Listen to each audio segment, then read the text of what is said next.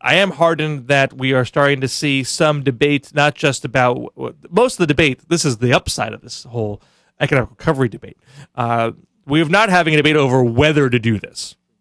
We very quickly shifted the direction of our discourse away from conservatism and towards a liberal progressive direction.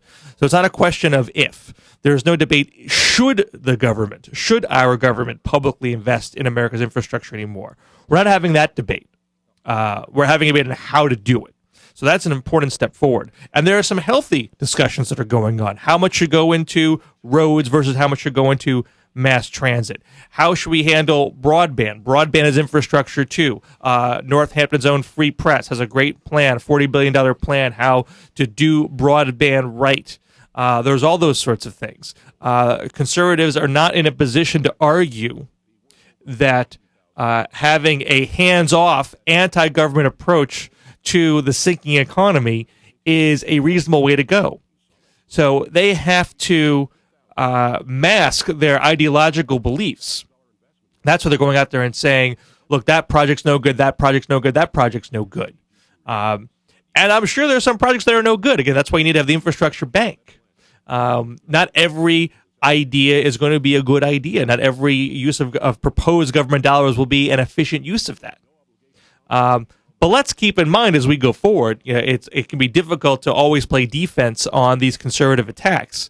I don't think we want to be in a situation where they're defining the terms of debate and you're defending all these tiny, small dollar projects that sound silly on its face all the time and missing the forest for the trees when we want to be talking about the big infrastructure projects, the high-speed rail, the electric smart grid, more clean energy generation, not to mention some of the healthcare education items that will probably be part of this economic recovery plan too. That is infrastructure as well. Maybe not traditionally so, but it's part of America's infrastructure.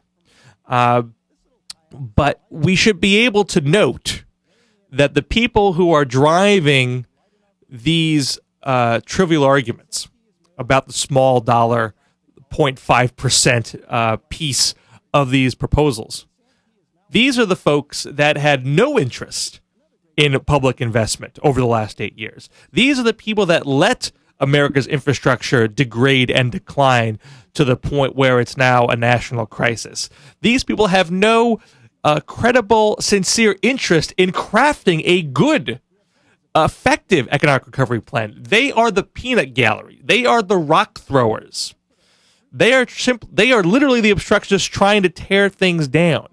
So they are not playing a healthy, loyal opposition role in being a check on things, having a second set of eyes, saying, wait a second, maybe that idea is not such a good idea. Why don't you rethink that one? They're not playing a constructive role.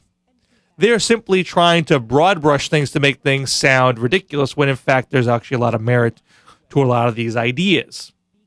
So it would be extremely helpful, as much as we can marginalize and discredit people that deserve to be marginalized. More than happy. It would be great to have a loyal opposition to play that constructive role. There's certainly, you don't want to always ramrod things through without having a good check. Public should be able to weigh in on these ideas and not have it shoved down their throats.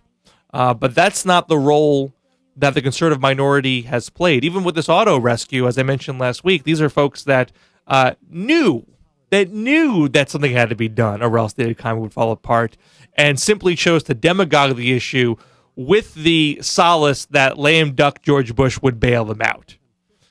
They are not functioning in a credible way. We need to call them out on that. One way we do need to have more of a check on things is with the financial services bailout. It's very possible that Henry Paulson, Congress had authorized $700 billion to be part of this a TARP fund. They initially authorized half of that for Henry Paulson to handle as he wished. And there's been no explanation why this plan hasn't worked as well as it was advertised.